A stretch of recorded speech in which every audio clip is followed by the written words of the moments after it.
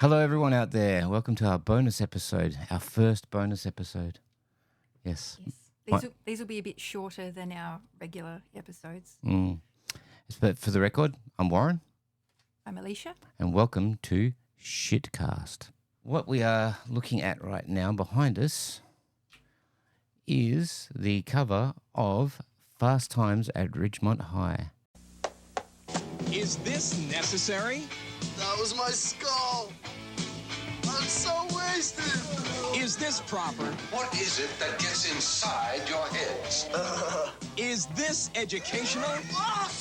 No, but it sure is fun. Hey, bud, let's party. See Fast Times at Ridgemont High, where only the rules get busted. Rated R. Starts Friday, August 20th at theaters in your area. Check newspapers for showtime.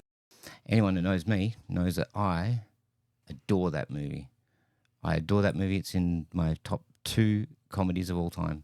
This movie was made the year I was born, in 1982. That makes me feel freaking creepy. But anyway, I love the film. I watched it when I was a teenager. So, that was in the 90s. So, well, maybe late 80s. Yeah. It was the 80s. My first viewing of this movie was actually night before last, which is why we decided to do a bonus episode of it, because I was so genuinely surprised to like this movie. I had heard so many horrible things about it, mainly that it is just chock-a-block full of toxic masculinity and sexism, and just is very much an 80s movie. I was incredibly surprised. It is none of those things. And I think if you think those things about it, you probably don't really understand the movie very well. Not to be really. honest. Not at all. I was Yeah. trying to sell you it as in trying to get you interested in the wokeness of it. Yeah. Trying to sell you on that. But Yeah. I was actually just trying to get her to watch it, folks, because it's like it's an important film for me. So, yeah, I'm trying to show all the films that I love. But it's actually, as far as teen comedies go, it's a really timeless movie. Like if you compare it to more modern teen comedies, like, I guess you wouldn't call American Pie modern anymore either. That's 20. That's yeah. That's how old we are. We think American Mean Pie Girls. is modern. Mean no, Girls. that's still early 2000s as well. Jesus. Yeah, Okay, we haven't watched. Secrets of Big Young and Wallflower. That's not a comedy though. Damn it. No. Well, look, from all those films that we don't watch anymore because we're not teens and they're not relevant to us, which is fine. The films that are relevant to us are usually films that were made in the 80s. Yeah. And we can relate to them because I grew up in the 80s. You were born in the 80s. God, that makes me feel so bad. But anyway, we digress.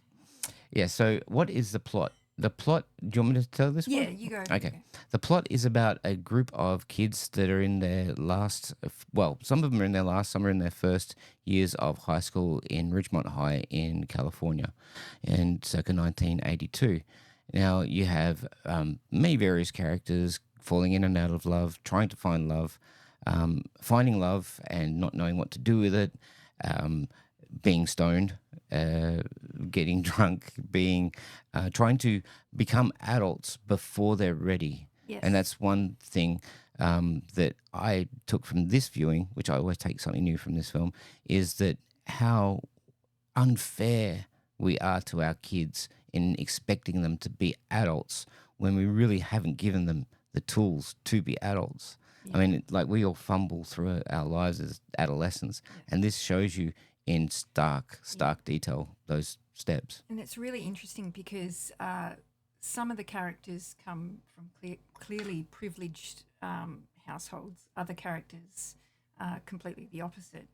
And you get the sense of how hard it is to navigate being a teenager, no matter what background you come from. But if you have a non-privileged background, it's Impossible. It's impossible. It's even harder still. There's Sean Penn's character, Spicoli, is kind of heartbreaking. He's supposed to be stoner surfer dude, and he's got all the funny lines in the movie. But if you look closely at some of the scenes, there are clues that he has got a really horrible life. You never see his parents.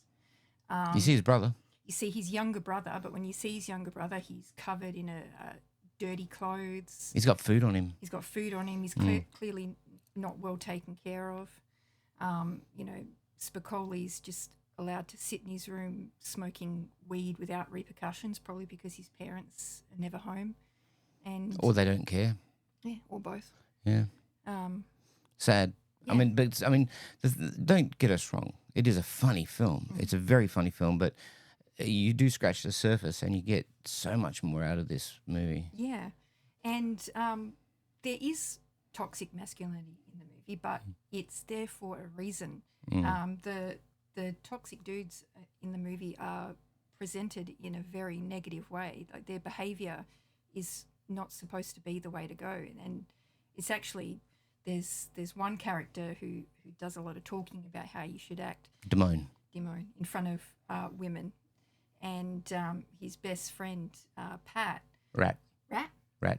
Mark Rat. Mark Rat. Ratner. Mark Ratner. Does completely the opposite when he goes to talk to a girl. So you learn that kind of behaviour is pretty shitty. And in fact, it's kind of a feminist movie, really. Absolutely. Yeah, all the female characters in the movie are kind of badass. You've got Stacy, who accidentally gets pregnant during the movie and then pretty much organises her own abortion, which is something you would generally not see even mentioned, let alone form a scene of anything in an 80s movie. So, well, if they did, last American Virgins also touched on the same sort of territory as well. Yeah. That's a film I want to show you. I think you'd like it.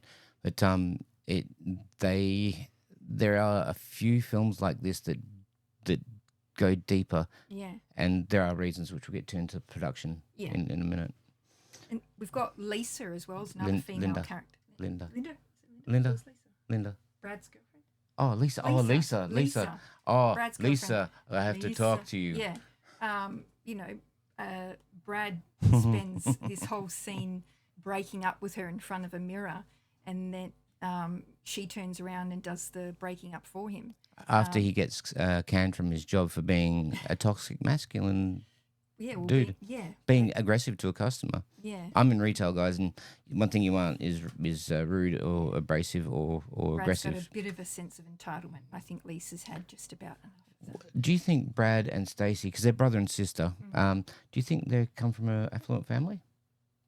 Because he's got his own car, and when he says to his mates, 2 more payments and this beautiful car is mine, so that means that he's got a job, so he's not privileged in the fact that his parents make him work, but they've got a pool. Yeah. You know, he's allowed to get a car looks quite expensive. Yeah. I don't think they're Phoebe Cates privileged. Oh, Linda. Yeah. Oh, Linda. Ooh. Upper middle class family. Yeah, Linda's a little bit different. Yeah. Yeah, she was probably the only unlikable female character in the movie. We had some background characters who were interesting as well, like Pat, who's played by Blair Tefkin from V, the TV series, who was dressed in your standard intimidating woman garb of She's the 80s. the one that says, "You're dead, honey," to Linda Hamilton, isn't she, in the Terminator? She's the other waitress. Yeah. Yeah. Yeah. Yeah. Yeah, it is her. Yeah.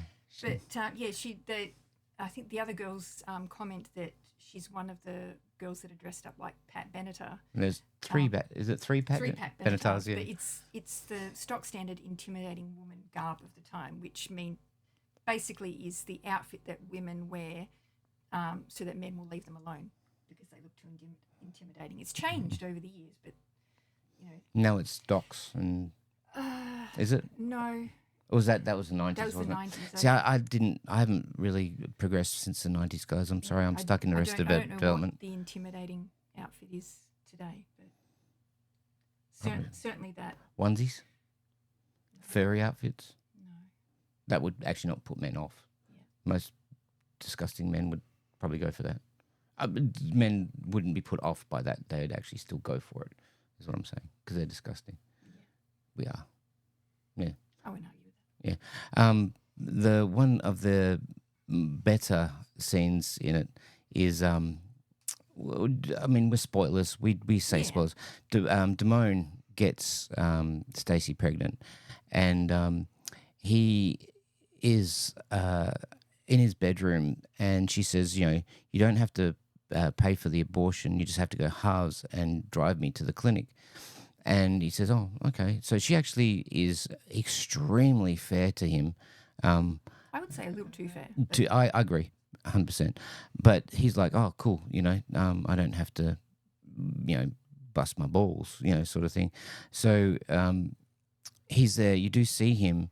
He can be, like Eleesha was saying, is abrasive and just rude and not a good person. But you see him in his bedroom trying to get money from people that owe him money to pay for his half.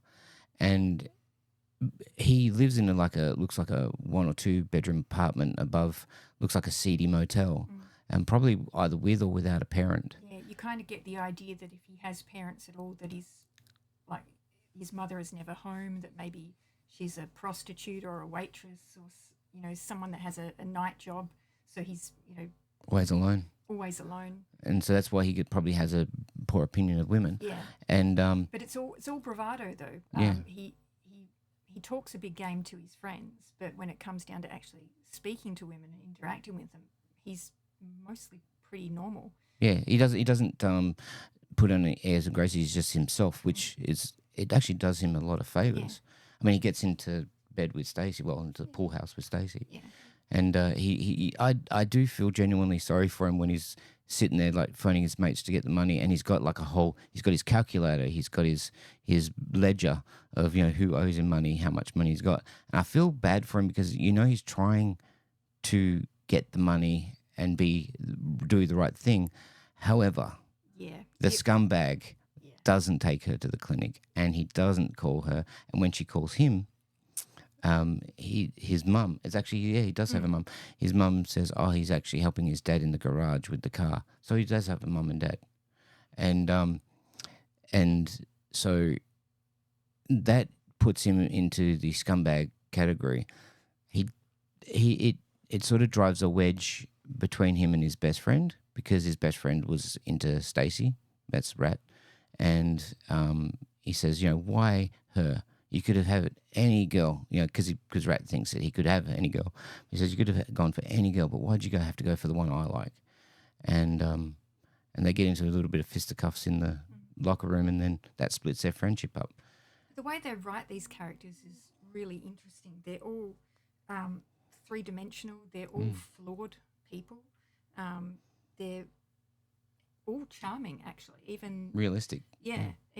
Even the ones that are supposed to be assholes still have redeeming qualities, so much so that when they make mistakes, you kind of root for them to Fix do it. better. Especially like Judge Reinhold. Judge Reinhold, he I mean, the oldest teenager that's ever been in a film, but he really did a great job of Brad. And I think he tries to redeem himself, because he loses who he is when he breaks up with Lisa. He loses who he is, and he has to go and become a fish and chip salesman who's wearing a bad outfit, and he sees himself in the mirror and he takes a good look at himself. I think that's a really important scene, because he looks at himself and says, what am I doing? This is ridiculous. I'm selling my soul for what? To humiliate myself. And then he throws the fish and chips out the window. It was something I'd never do. Yeah, it's interesting though, because at the end of the movie they do a little blurb about where the characters end up in the near future, and Brad is still At the 7-Eleven. at the 7-Eleven. But he makes manager. Yeah, but you would think a guy of his intelligence and charisma was Destined for college. destined for college. Maybe they're not that affluent. Something, but yeah, the fact that he only made a manager at the 7-Eleven says to me that he never got over his sense of entitlement. Yeah. Which is interesting. But Sean Penn rescues Brooke Shields and blows the whole lot of money on hiring Van Halen for a backyard party. Yep, sounds about right. That's me. I'd do that. It's the only teen comedy movie that I've found myself going, I wish there was an extra 20 minutes of that. I could have done with an extra 20 minutes. These characters are so interesting. Well, there is a longer cut and there are deleted scenes. I actually have the American Criterion version, and does have a few things. It's in one of those tubs. It does have a few different things in it, and there is a reason why this film is written so well. And there's one name, Cameron Crowe. He wrote this film after going undercover in a high school, and but basically living amongst the students and living in their lives and being a friend to them all. And he took that experience that he wrote for his magazine, made a book out of it, and then turned that into a screenplay, and launched a successful career. I mean, films like Jerry Maguire, Almost Famous, which is also autobiographical, and one of my favorites, The Wildlife, which not many people have seen. It's Eric Stoltz, Leah Thompson, Chris Penn, but it's got the music by the greatest guitarist that's ever lived, Eddie Van Halen. So, Who do we think this movie is for? Who would we recommend it to? see, I would have, back years ago, I would have said teen boys, but I would actually say anyone who grew up in the 80s, anyone who has an affinity for nostalgia, anyone that has had a child or who grew up with issues, with problems and things like that can relate to this stuff. And basically, I think anyone with a pulse.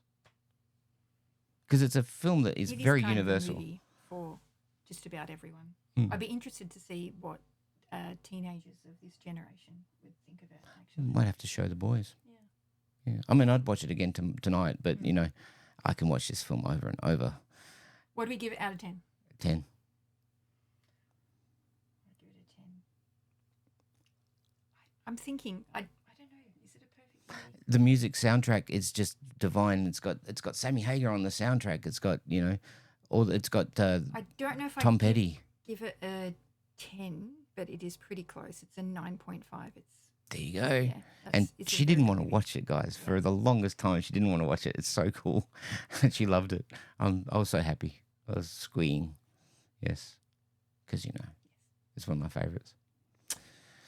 So, That's it for our bonus episode. it is. Oh, I just want to shout out to Amy Heckerling, who directed this.